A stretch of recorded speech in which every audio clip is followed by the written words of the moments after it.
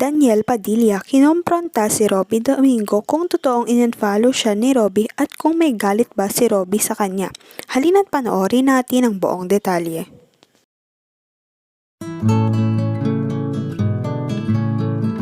Kinausap daw ni Daniel si Robby dahil nga may balitang in-unfollow ni Robby si Daniel Padilla.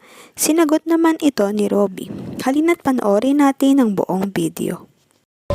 Sinagot mo na to, pero maikli lang yung sagot mo doon bilang sagot mo na parang hindi totoo yung news na in-unfollow mo si Andrea. Finalo mo ba siya in the first place? Hindi po. Yun din yung iniisip ko na hindi ko rin alam nung una pa lang kung ano yung handle niya. Kasi hanapin mo Andrea Brillantes, hindi lumalabas. Yung pala live. Katulad din yung kay Daniel, parang Daniel Padilla ang lumalabas. Supremo? It doesn't mean na kung hindi ko sila pinafollow, hindi ko sila kaibigan. Parang for me, yung relationship ko with them transcends yung pagpa-follow.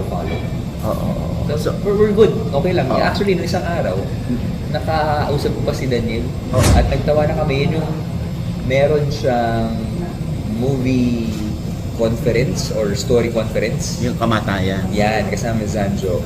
Tapos nag-on lang kami. Sabi niya sa akin, follow ba ako? Galit ka sa akin. Tapos tawanan lang kami. Dahil for us, hindi issue yun talaga. Oh yeah, aware si DJ na hindi mo talaga siya pina-follow. I think so. Pina-follow ko naman si Catherine eh. So para sa akin, naka-package deal na sila. Pag may live update, okay. Yan.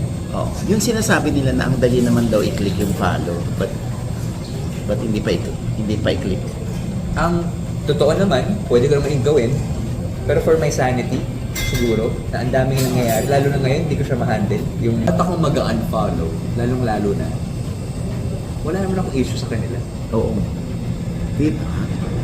At saka lalong-lalo na, lagi kami magkikita at magkikita. Oo, tama. Okay, ganyan. So, kung ano man ang meron na nangyayari, it's with them, not with me. It doesn't concern me kasi okay kami. Okay na okay kami lahat.